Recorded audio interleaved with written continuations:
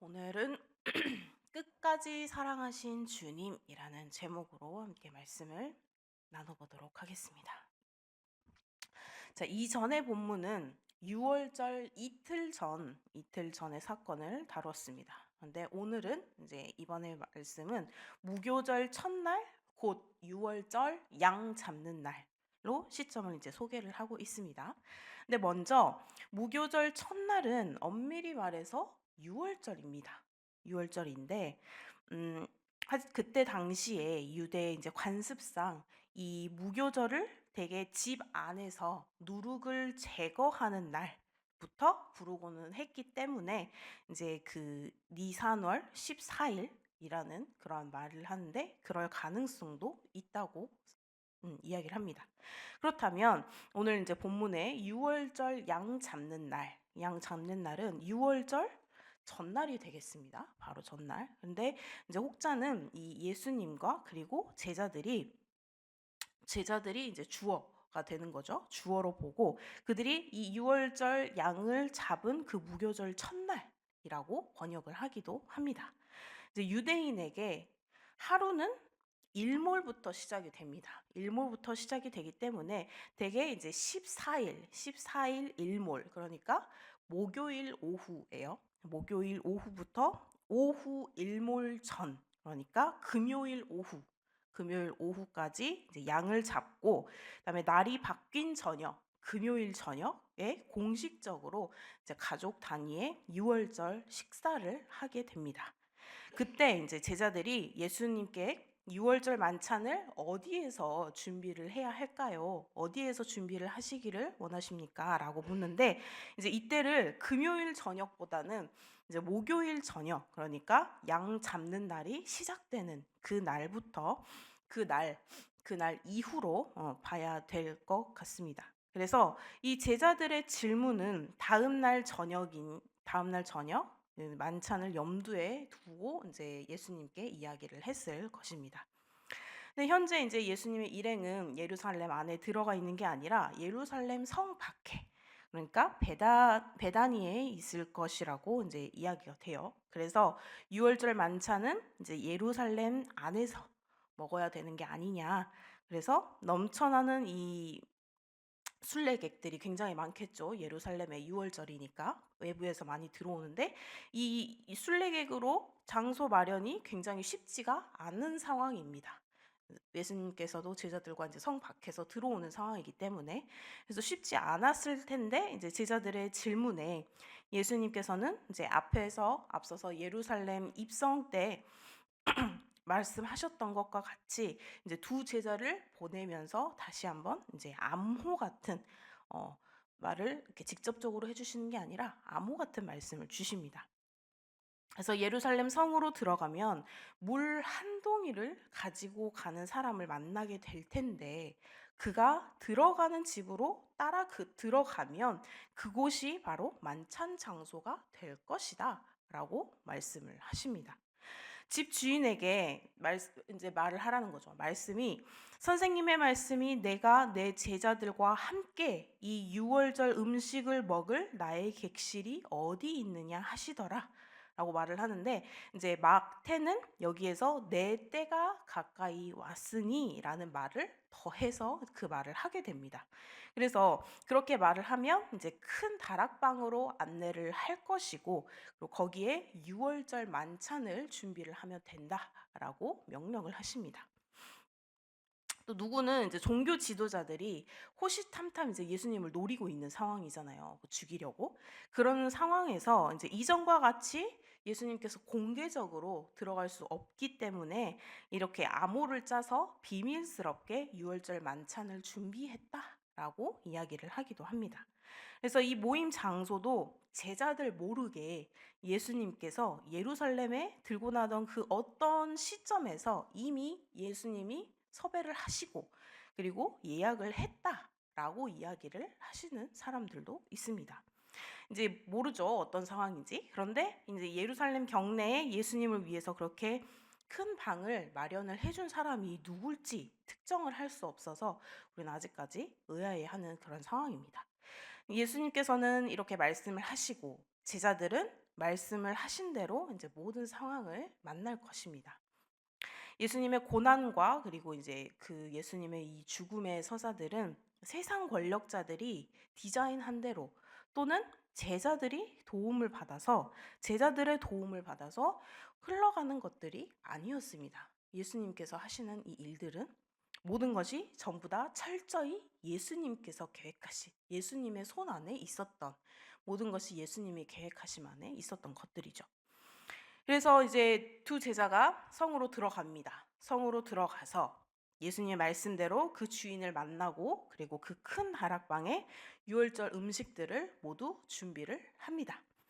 그래서 예수님께서 이제 두 제자를 보낸 그 시점이 아마 일몰 때였을 것이고, 그리고 그들이 가서 준비하고 얼마 지나지 않아서 이제 예수님의 그 일행이 당도합니다.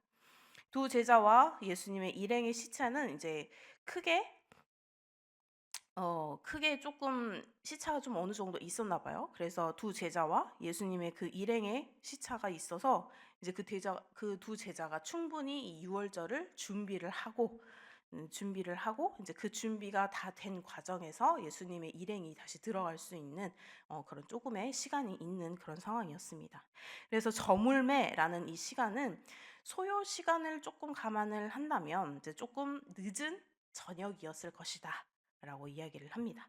그래서 예수님께서 이제 이 12의 제자들을 데리고 다락방으로 들어가시죠. 그래서 두 제자가 이제 나중에 도착한 예수님과 그리고 이제 남은 다른 제자들을 함께 맞았고, 예수님께서는 이 모두를 데리고 함께 그 다락방으로 이제 들어가서 식사를 준비를 했을 것입니다.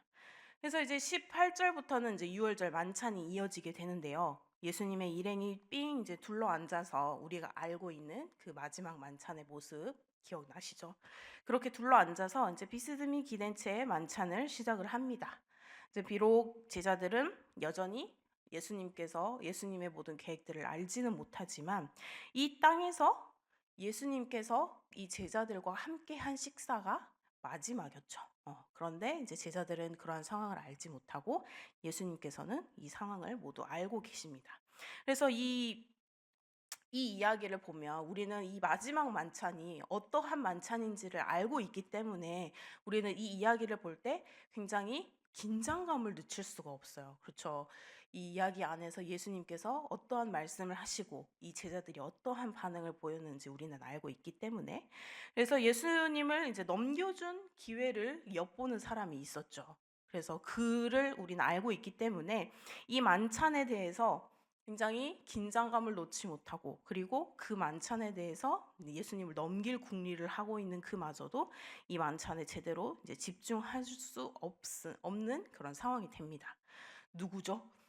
집중할 수 없는 사람은? 그렇죠. 가룟 유다. 예수님을 팔기 위해서 긴장의 끈을 놓지 못하고 있는 상황이죠. 그래서 이제 계속해서 그러한 상황 가운데 드디어 이제 예수님께서 말씀을 해주십니다. 내가 진실로 너희에게 이르노니라는 말씀을 시작으로 이제 방 안에, 지금 약간 다른 제자들은 들떠 있었을 거잖아요. 전혀 이런 상황을 모르기 때문에 단지 이 유월절 만찬이라는 이유로 제자들은 아주 즐겁게 이제 식사를 이렇게 하는 과정 속이었을 것입니다. 그런데 예수님께서 갑자기 분위기가 싸해지게 갑자기 말씀을 꺼내십니다. 너희 중 한 사람, 곧 나와 지금 함께 먹는 자가 나를 팔리라 라고 갑자기 말씀을 하십니다. 어떻게 되겠어요? 그 상황에서 나를 팔리라 라는, 지금 제자들은 이 예수님께 붙은 이유가 뭐예요? 예수님과 함께 다니는 이유가 이 예수님을 정말로 하나님의 아들이다라고 생각을 했던 것이 아니라 예수님을 이 세상의 왕으로서 생각을 하고 한 자리씩 차지하려고 지금 있었던 상황이었잖아요. 그래서 예수님께 열심히 꾸중도 듣고 예수님을 무서워한 적도 있었고, 그런 상황에서 이제 예수님이 유월절 만찬이랑 함께 이렇게 큰 곳에서 같이 만찬을 하고 있는 와중이었는데 갑자기 예수님께서 나를 죽이리가 지금 나와 함께 밥을 먹고 있다. 너희 중에 하나다라고 말씀을 하시니까 서로 이제 눈치 싸움이 시작이 됐겠죠. 그래서 지금껏 인제 이야기를 세 번의 뭐 순환 예고, 그리고 마셔야 할 잔과 뭐 받아야 할 세례, 그리고 자신의 장례를 준비한 그런 또 한 여인의 인제 향유 부음, 이런 것들에 인제 사실상 예수님의 관심은 일관되게 마지막 때에 계속해서 이야기를 말씀을 하시고, 마지막 때에 일관되게 인제 관심이 그쪽으로 가 있었습니다. 그런데 이제 그 마지막 때가 안타깝게도 한 제자의 손에 의해 넘겨짐으로 시작될 것이다 라고 또 이야기를 하고 계시는 겁니다. 그래서 함께 떡을 먹는 자, 단순히 지금 식탁 동료가 아니라 지난 3년 동안 함께 정말 모든 것을 함께한, 동고동락한 그러한 가족인 거죠. 한마디로 이 12 제자들은 특별히 예수님과 끝까지 함께 했었기 때문에. 근데 이 가족과 같은 이런 공동체의 일원으로서 함께 있는 이들 가운데 하나님 예수님을 파는 상황이 벌어진다고 하니, 그 상황은 우리가 잘 알고 있는 배신이라는 말을 거의 붙일 수가 있겠죠. 이런 배신을 당한다는 것을 의미를 했습니다. 그래서 예수님께서는 이 순환 예고에서 자신이 대제사장들과 그리고 서기관들에게 넘겨질 것을 구체적으로 이제 이야기를 하셨죠. 그런데 그 넘겨지는 주체가 바로 예수님을 넘기는 주체가 바로 자신들 중 하나라고 하니 굉장히 충격을 받았지만, 근데 곧바로 그들은 이제 예수님께 물어보죠. 예수님, 예수님, 저는 아니지요. 그들은 모르죠. 근데 예수님께서는 이제 알고 계시기 때문에 예수님께 물어봅니다. 저는 아니죠. 어떤 대답을 원해서 이 질문을 했을까요? 저는 아니죠. 혹시 설마 난가? 이게 아니라 어, 저는 진짜 예수님 전 죽어도 아니죠. 저는 아닐 거예요.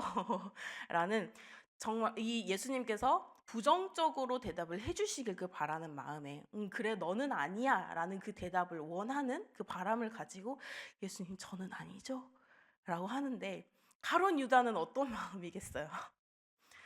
다들 얘기를 저는 아니죠 라고 하고 있는데 예수님 혹시 아시나요? 라고 할 수 없는 상황이죠. 그래서 가룟 유다도 예수님 저도 아니죠 라고 예수님께 물어봅니다. 그래서 이제 다른 사람들은, 다른 제자들은 저는 절대 아니죠 라는 말이지만, 가룟 유다는 저는 아닐까요? 알고 계시나요? 라는 굉장히 그 긴장감 넘치는 그런 상황이었을 것입니다. 그래서 이런 상황들이 어떻게 보면 너무나 처량하고 너무나 씁쓸한 그런 장면이죠. 그동안에 정말로 죽기 살기로 예수님과 함께하고, 정말 죽을 상황 속에서도 오직 예수님께서 그들을 살려주시고, 모든 상황 가운데 예수님과 함께했던 그들이, 그 예수님께서 누군가가 나를 팔 것이다라는 그 마음에, 그 말씀에 확신도 못 가지고 예수님 저는 아니지요 라고 하는 그 질문들이 예수님께서 얼마나 쓸쓸해 하셨을지 감히 우리는 상상을 할 수가 없는 상황입니다. 그렇죠? 자, 그런데 이제는 이제 예수님께서 거기에서 또 한 번 정확히 지목을 또 하십니다. 누구인지 이제 우리가 봤을 때는 너무나 당연한 딱 지목할 수 있을 만하게 나와 함께 그 그릇에 손을 넣는 자다라고 말씀을 해주세요. 그런데 이제 그 제자들은 이제 지금 혼돈의 도가니탕이죠. 그 안에서 이제 지금 너무나 혼란스러워서 이게 도대체 누구를 말씀하시는 건가? 우리 전부 다 이 그릇에 함께 손을 댔는데? 라고 이제 생각을 하고 그 안에서도 또 혼돈의 도가니가 됩니다. 그런데 여기에서 한 번 더 이제 말씀을 하십니다. 예수님께서 말씀을 하시면서 주시죠. 음식까지. 내가 준 자다라고 말씀을 하면서 유다에게 줬죠.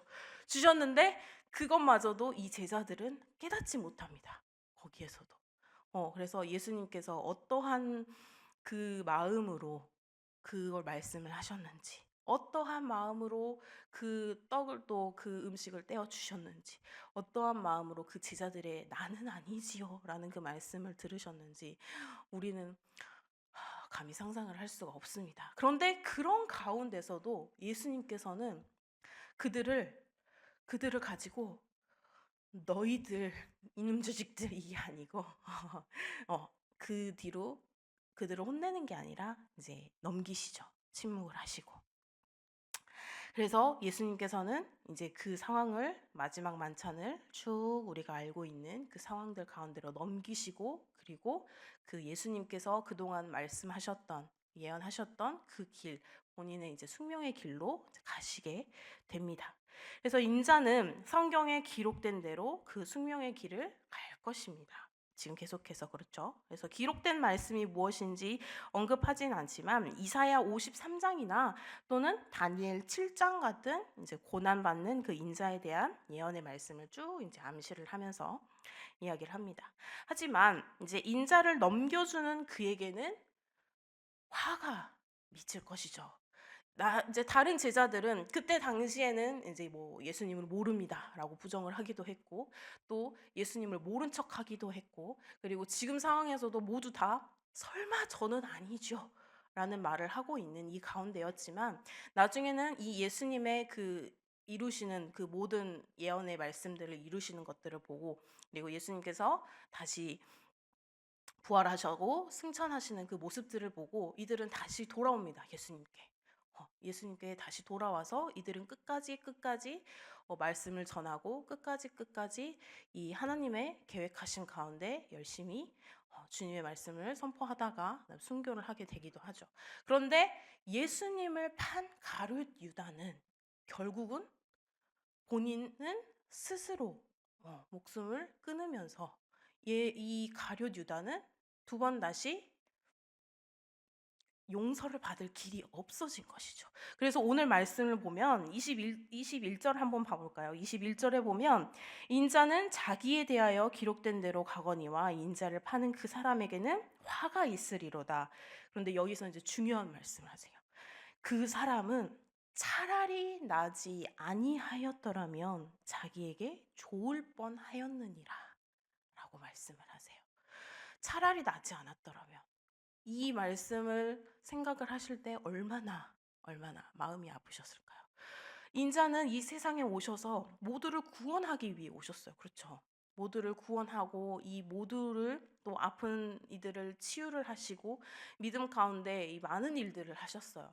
그리고 이 사람이 먼저다라고 말씀을 하시면서 많은 우리 사람들을 우리를 위해서 우리를 사랑하심으로 이 땅에 구원하시기 위해 오셨는데 이 예수님을 판 가룟 유다는 그 구원조차 받지 못하는 상황이 온 겁니다. 그래서 예수님께서는 이 상황을 너무 안타깝게 여기신 거고 그리고 이 제자들마저도 너무 안타까운 상황이 된 거죠. 그래서 가룟 유다를 보고 차라리 태어나지 않았더라면 그 말씀을 하셨을 때 우리가 감히 우리의 자식이 예를 들어서 자식을 이제 낳았어요. 다들 이제 부모님이시니까 내가 내 자식을 낳았는데 내 자식이 너무 아파요. 예를 들어서 너무 아파요. 그리고 아니면 또 내 자식이 이제 점점 커가면서 막 범죄를 저질러요. 그러면서 그 상황을 보면서 내가 저놈의 자식을 낳지 않았더라면 그렇게 말씀하실 수 있으세요? 우리가 속상한 마음에 그렇게 어쩌다 한 번씩은 이제 한탄스러움으로 그런 말 어떻게 조금은 할 수 있을 수 있겠지만 워낙 답답한 마음에 그렇지만 그 말을 그 답답한 마음에 그 말을 했더라도 그 말을 한 가운데 우리가 상처를 많이 받으시겠죠. 그런데 이제 예수님께서는 그 말씀을 하시면서도 너무 마음을 아파하시는 거죠. 우리가 그 모든 상황들을 보면 이 계획하는 것들 가운데 우리의 계획대로는 도저히 할 수가 없는 것들이 너무 많고 우리의 생활마저도 우리의 진짜 하나하나 머리카락 한 올마저도 우리 마음대로 할 수 있는 게 하나도 없잖아요. 근데 이 예수님께서 그 하나님께서 하시는 그 계획 안에서 모두를 사랑하고픈 그 마음 안에서 이 한 사람은 구원할 수 없다라는 그 사실에 얼마나 마음 아파하셨을지 또 이 12제자들과 함께한 그 상황들 많은 상황들 가운데 가족과도 같은 그런 상황들 가운데 이런 말씀을 하셨다는 것은 정말 우리가 생각했을 때도 어, 이 상황들이 너무나 안타까운 그런 상황들이었을 것입니다. 근데 이제 주님께서 우리도 그럴 수 있어요. 우리도 뭐 예수님께서 이제 그 말을 만약에 하셨다는 것을 가룟 유다가 만약에 봤다면, 우리 사춘기의 아이들이 정말 우리 부모님께서 정말 한탄스러운 마음, 너무 답답한 마음에 이제 그런 소리를 했는데 이거를 내 아이가 들어버렸어. 어떡해. 사춘기 때 그 말을 들어버렸어. 어떡할 것 같아요? 이 아이가 영원히 영원히 삐뚤어질 수 있겠죠. 그런데 이제 우리가 그 아이에게 정말로 진심을 담아서 "너를 차라리 낳지 않았더라면" 라는 말을 한 게 아니잖아요. 그쵸? 근데 이 아이는 그 말을 들었을 때 '아, 우리 엄마가 우리 아빠가 나를 정말 낳은 것을 후회하는구나. 내가 내가 낳지 말았어야 되겠구나. 나오지 말았어야 되겠구나.' 이제 그러면서 막 이제 사춘기 때 막 막 이렇게 할 수 있는 경우가 있지만, 이 아이마저도 제 뜻대로 안 돼요. 그렇죠. 우리들의 뜻대로 되지 않아요. 우리가 이 아이를 아무리 바르게 키우려고 해도, 아무리 나의 나의 이제 우리가 요즘은 많이 조금 그런 상황들이 있지만, 이제 이 틀에 맞춰서 우리들의 틀 안에 이 아이를 키우고 싶어 하지만 우리 마음대로 키울 수가 없어요. 그렇죠. 이런 상황들도 마찬가지인 것 같아요. 주님께서 이제 우리를 계속해서 주님의 그 말씀 가운데, 주님의 사랑 가운데, 주님께서 이제 말씀하시는, 하나님께서 말씀하신 예수님과 같은 그런 사람이 되어라 라고 이제 연단을 이렇게 하시는데, 우리는 그 연단 가운데 한 번씩 이러는 말이 들리죠. 예수님은 나를 사랑하지 않으신가? 주님은 나를 사랑하지 않으신가? 왜 나에게 이런 고난이 있지? 왜 나에게 이런 힘듦이 있지? 라고 말을 할 수가 있어요. 그렇죠. 그런데 이제 우리가 어제부터 해서 그 예수는 이제 십자가 만들기, 나의 십자가 만들기 이제 체험을 하는데, 이렇게 그 톱으로, 기계 톱으로 이제 십자가 모양을 만드는데, 분명히 예쁘게 십자가를 만들었어요. 예쁘게 십자가를 만들었는데, 이제 우리 조미호 집사님 아실 텐데, 십자가를 만들었는데 제 마음대로 안 돼요. 분명 나는 십자가를 너무 예쁘게 잘 그렸어. 그랬는데 이 톱을 한 번도 이제 만진 적이 없기도 하고, 그리고 이제 이거를 분명 나는 톱 나를 제대로 보고 이렇게 했는데 점점 이게 요렇게 갔다가 막 이상하게 막 가기도 하고, 이게 정말 제 이것마저도 제 마음대로 되지 않는 거예요. 그래서 거기에서 이제 목사님께서 하시는 그 말씀이 내 이 십자가를 내가 예쁘게 만들고 싶었으나 그 마음대로 되지 않는 것마저도 거기에 힘을 너무 넣어져서 이제 그렇다라고 말씀을 하세요. 내 힘이 그 안에 너무 많이 들어가니까 이 십자가를 만드는 그 상황이 정확히 이게 선대로 가는 게 아니라 이제 삐뚤어진다라고 말씀을 하세요. 그래서 내 의견이 많이 들어가는 것보다, 그래서 내가 나의 생각, 나의 모든 것, 나의 욕심, 이런 것들이 많이 들어가는 것보다 이것을 힘을 빼고 오직 그 알려주시는 대로, 우리를 인도해 주시는 대로, 그러니까 예수님께서 인도해 주시는 그 길로 가다 보면 우리는 그 십자가가 너무 예쁘게 만들어지는 그런 경험도 하게 되고, 그 안에서 우리는 그 말씀 가운데서 우리가 얼마나 사랑 가운데서 예수님의 그 이런 주님의 말씀 가운데서 일을 하는 것이 얼마나 중요한지, 이 안에서 우리의 생각을 빼고 우리의 욕심을 빼는 것이 얼마나 중요한지. 근데 그 연단을 하는 그 과정 가운데 하나님께서 그 손을 대심에 얼마나 그 예쁜 십자가가 만들어지는지, 그래서 우리의 그 성품이 얼마나 예수님 그 주님의 손길이 닿아서 얼마나 예쁘게 만들어지는지, 우리가 이런 고난을 당했을 때 우리의 그 고난 가운데서는 하나님께서 우리에게 손을 대시기 때문에, 하나님께서 우리를 사랑하시기 때문에 우리의 길을 인도해 주시는데, 우리의 그 생각이 있기 때문에, 우리의 욕심 때문에 그것이 고난으로 비춰질 수 있다라는 것이죠. 그래서 이 가룟 유다도 본인의 생각이었죠.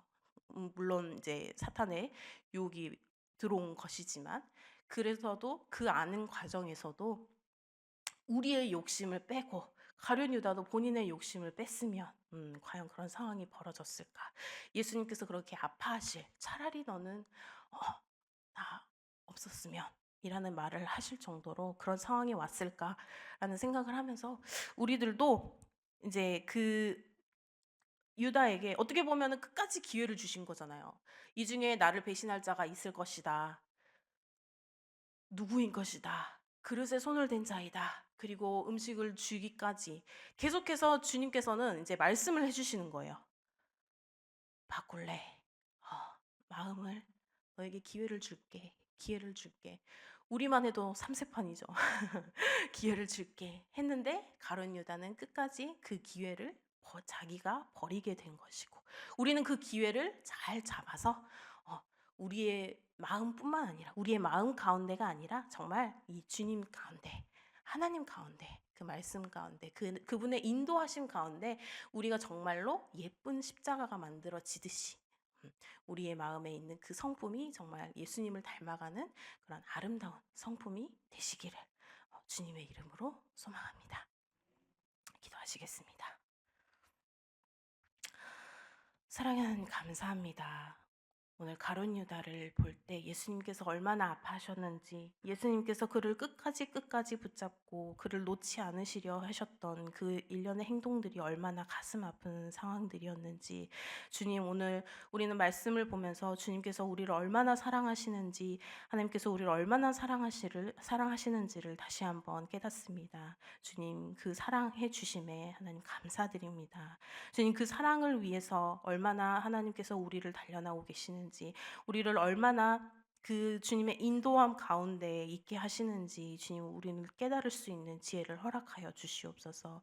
그래서 그 주님의 인도 가운데 우리가 정말 예수님의 성품을 닮아가는, 그래서 가룟 유다가 아니라 그 끝까지 결국은 예수님을 사랑하고 하나님을 사랑해서 말씀들을 전했던 그 모든 제자들처럼 우리 또한 주님을 향해서 나아갈 수 있는, 주님의 말씀을 통해서 이 모든 곳들에 사랑을 전파할 수 있는 그런 주님의 백성들이 되기를, 그리고 백성들이 될 수 있기를 주님, 우리를 인도하여 주시옵소서. 오늘 하루도 주님께 모든 것을 맡겨드리오며 주님, 우리의 삶 가운데 언제나 주님께서 함께 하시기를 원합니다. 주님, 우리 삶 가운데 주님께서 인도하여 주심을 믿고 그리고 감사드리며 이 모든 말씀 살아계셔서 역사하시는 예수님의 이름으로 기도드립니다. 아멘.